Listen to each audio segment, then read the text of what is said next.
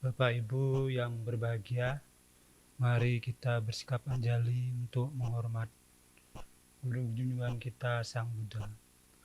Namo tassa bhagavato arahato sama sambuddhassa.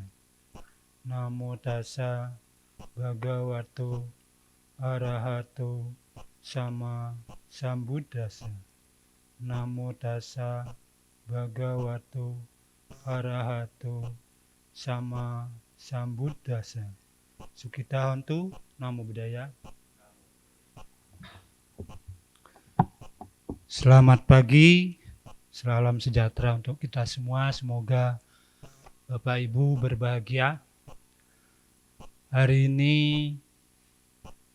saya menyampaikan pesan Dhamma yang intinya bahwa kita sebagai manusia perlu perlindungan, baik itu yang punya maupun tidak punya, atau dikatakan yang mampu ataupun tidak mampu.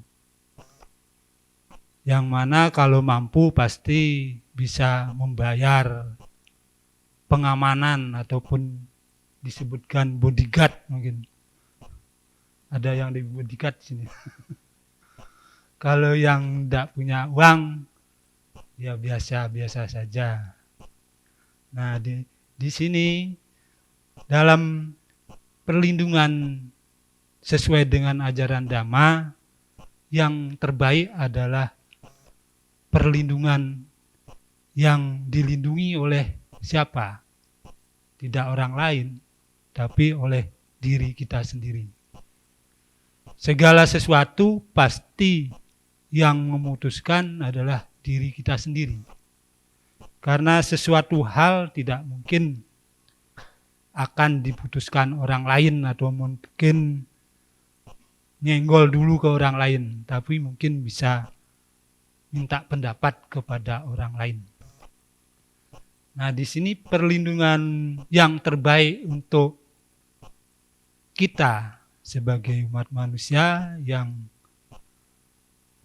meyakini ajaran Dhamma adalah dengan kita melakukan sesuatu yang sifatnya real ataupun nyata, yang mana kita harus menghindari sesuatu yang tidak boleh dilakukan ataupun yang harus dilakukan dalam ajaran tersebut. Yang mana karena kita keinginannya itu pasti keinginan yang senang, mampu, punya, ataupun kaya, itu wajar kalau kita punya keinginan. Namun keinginan ataupun kekayaan tersebut tidak sepenuhnya bisa menyelesaikan masalah. Tentu dalam menjalani kehidupan ini kita juga harus menjalankan apa yang kita yakini, seperti kita hari ini datang ke wihara melakukan puja bakti, meditasi, dan juga mendengarkan pesan Dhamma setiap saat yang sudah ditentukan, ataupun mungkin setiap hari bisa juga, tergantung dari waktu dan kebutuhan yang kita inginkan. Karena perbuatan untuk datang ke wihara puja bakti setiap hari pasti ada manfaatnya. Karena dengan kita mendengarkan Dhamma dari yang menyampaikan biasanya tidak sama. Pasti ada perbedaan-perbedaan, dan perbedaan tersebut mungkin juga ada gunanya, ada wawasan, ada masukan dari diri kita ataupun saudara ataupun bapak-bapak atau ibu-ibu yang hadir di sini. Sehingga jangan menganggap bahwa sesuatu hal datang ke wihara, puja bakti, membaca parita itu tidak ada gunanya. Nah, masalah pekerjaan semua orang membutuhkan pekerjaan, butuh duit, butuh makan. Seperti apa yang disampaikan Pak Gede kemarin, yang satu itu apa? Ya makan memang. Kalau makan bagaimana harusnya? Ya bekerja. Bekerja, dengan bekerja itu kan otomatis kita mendapatkan uang. Tanpa bekerja tidak bisa, apalagi malas-malesan kerja. Itu tidak bisa berhasil nanti. Di samping bekerja juga kita punya kedudukan. Kedudukan mungkin dalam organisasi ataupun di tempat kerja tersebut. Kalau sudah mempunyai posisi di tempat bekerja tersebut, pasti orang lain itu sedikitnya itu pekeuh dengan diri kita. Karena dengan posisi seperti itu jadinya diuongke ataupun dianggap oh itu punya posisi. Nah, di sini dalam pekerjaan dan dalam organisasi perlu ditekuni dan diikuti. Kalau ditunjuk sebagai pengurus ataupun sebagai orang yang dipercaya, ya harus diikuti. Jangan istilahnya menolak dalam organisasi maupun dalam pekerjaan tersebut. Nah, selanjutnya dalam perlindungan pada diri kita sendiri juga kita menyikapi bahwa sesuatu itu ada pada diri kita sendiri, yang mana selain kita melakukan introspeksi diri, juga kita harus melakukan yang disebut sesuatu yang di luar. Kalau kita keamanan di luar, pastikan itu seperti kalau hujan kita perlu berteduh, kalau panas juga perlu berteduh. Terus kalau jalan mungkin kalau panas pakai sandal. Kita sebagai manusia biar sopan pakai baju terus atau pakaian sehingga dalam kehidupan itu nyaman. Nah, kenyamanan tersebut kita harus melakukan sesuatu yang sudah disebutkan dalam agama, yaitu kita berpikiran yang baik. Kedua, berucap yang baik, melakukan perbuatan yang baik. Nah, di sini saya sampaikan tuh berpikiran yang baik gimana? Karena pikiran itu mengendalikan kita. Mau berbuat apa, mau berbicara apa, pasti pikiran yang lebih dulu mengingatkan kita. Mau melakukan hal tersebut apa tidak. Nah, pikiran itu yang sifatnya menyuruh ataupun mengendalikan kita. Makanya perlu pengendalian diri tentang pikiran. Pikiran tersebut bahaya memang. Kalau tidak baik. Kalau pikiran itu baik, pasti nanti hasilnya baik. Makanya pengendalian diri yang disebutkan tadi untuk pikiran, kita harus mengendalikan diri. Mungkin tadi sudah dilaksanakan, kenatipun sebentar, tapi ada manfaatnya, yaitu dengan meditasi. Meditasi sangat penting dan sangat berguna untuk diri kita sendiri. Karena dengan meditasi kita bisa menenangkan pikiran, sehingga pikiran yang kita nanti lakukan ataupun laksanakan adalah pikiran yang berguna untuk diri sendiri, juga untuk semua makhluk. Nah, meditasi di sini juga untuk kesehatan. Semua dari ahli-ahli di luar negeri sudah mengatakan bahwa meditasi sangat baik untuk kesehatan. Kenatipun diobati, memang perlu diobati. Tapi pengendalian diri, pengendalian pikiran itu juga sebenarnya dari kita sendiri. Nah, sesuai dengan ajaran Buddha atau Dhamma, kita mengikuti petunjuk dari ajaran tersebut, yaitu untuk melakukan meditasi. Kalau bisa sebelum tidur, setelah tidur kita melaksanakan meditasi, ya barang 15 menit, kalau mampu sampai 30 menit, artinya sudah merasakan bahwa ada perubahan dalam pikiran kita. Sehingga dalam tidur kita nyenyak, setelah bangun tidur kita juga pikiran fresh dan akan melakukan pekerjaan. Kalau diawali dengan meditasi, otomatis kita bisa tertuntun ataupun bisa menjalankan sesuai dengan ajaran Dhamma yang kita yakini.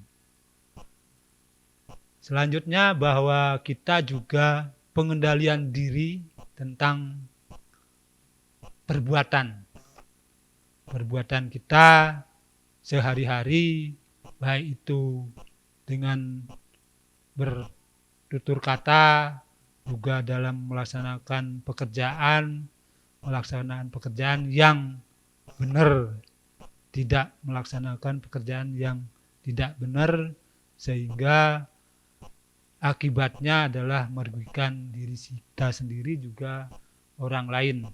Sehingga kalau kita melakukan pekerjaan di sesuatu tempat, baik itu di perusahaan maupun di instansi yang didapat, perlu juga menyikapi cara kerja kita sesuai dengan job ataupun tugas-tugas yang sudah dipercayakan kepada kita, sehingga tidak melenceng dari job tersebut, sehingga kemungkinannya lebih kecil kalau itu ada pelanggaran. Nah, pelanggaran tersebut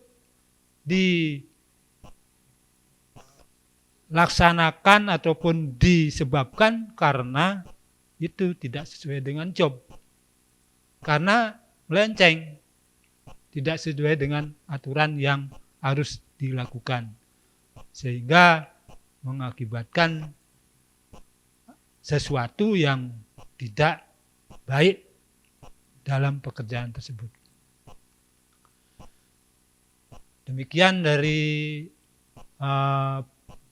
perbuatan ataupun pekerjaan yang harus kita lakukan dengan sebaik-baiknya.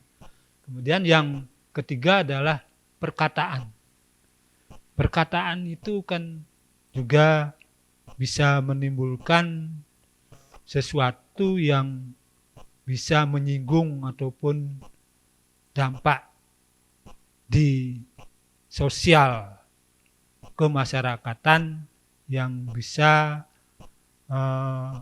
mengarah ke sesuatu perbuatan yang tidak etis dan bahkan bisa mengakibatkan suatu perbuatan yang melanggar hukum ataupun melanggar aturan yang diatur di wilayah kita yang kita cintai, yaitu di negara Indonesia, karena di Indonesia adalah negara hukum, perlu kita ikuti sesuai dengan aturan yang bisa menyebabkan dampak yang tidak baik kalau itu dilanggar, baik dalam melaksanakan kegiatan ataupun pekerjaan, dalam berbicara ataupun berucap, jangan sembarang berucap, karena di lingkungan pun juga ada orang lain yang bisa tersinggung dengan kata-kata yang tidak berkenan, sehingga menjadi bumerang bagi mereka dan bagi kita sendiri, dan bisa juga mengharuskan berhadapan dengan hukum. Apalagi sekarang zamannya medsos. Kalau di medsos itu, kalau ada sesuatu yang diterima, ditelaah dulu dengan sebaik-baiknya, perlu menjawab apa tidak. Kalau kira-kira tidak perlu dijawab, jangan dijawab. Kalau ragu-ragu, jangan dijawab. Mendingan kita bisa tanya langsung kepada orangnya ataupun yang bersangkutan, maksud dan tujuan dari berita ataupun WA ataupun kata-kata yang disampaikan di dalam medsos tersebut. Biar nanti bisa clear, sehingga pikiran dan perbuatan kita menjadi positif thinking. Dan jangan langsung dalam keadaan marah kemudian memutuskan untuk menjawab apa yang disampaikan tersebut, karena dalam keadaan marah, kalau menyelesaikan masalah atau dijawab, kita bisa tidak konsen, karena kemarahan itu mengikuti kita. Seumpama kita, besok kamu harus ke Semarang gitu. Kan kita tidak berkenan memang ke Semarang, tapi kalau dijawab tidak mau gitu loh, pasti kan ada dampaknya. Nah, di sini perlu diantisipasi omongan-omongan tersebut. Kalau istilahnya disuruh ke Semarang, kan kita bisa konfirmasi langsung kepada yang bersangkutan, tujuannya ke Semarang apa dan dalam rangka apa, sehingga semuanya itu nanti kita jalankan dengan baik, tanpa gremeng, gitu, tanpa istilahnya pusing ataupun menyesal, kok saya yang disuruh ataupun disuruh ke Semarang. Padahal ke Semarang tujuannya baik.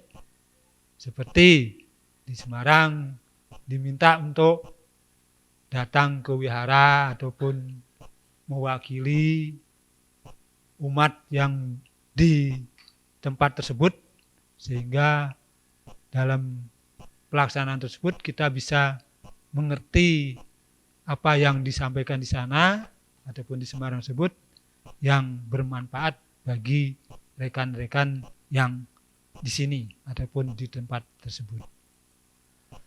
Pada intinya, kesimpulan dari pesan Dhamma saya ini adalah sesuatu, perlindungan itu yang terbaik adalah kita dilakukan oleh kita sendiri atau diri sendiri, sehingga tidak menyebutkan harus kepada orang lain, tetapi diri kita sendiri. Karena diri kita adalah pelindung diri sendiri. Dan diri kita adalah gunung yang bisa melindungi diri kita sendiri. Demikian pesan Dhamma hari ini yang bisa saya sampaikan. Mudah-mudahan ada manfaatnya. Semoga semua makhluk hidup berbahagia. Sadhu, sadhu, sadhu.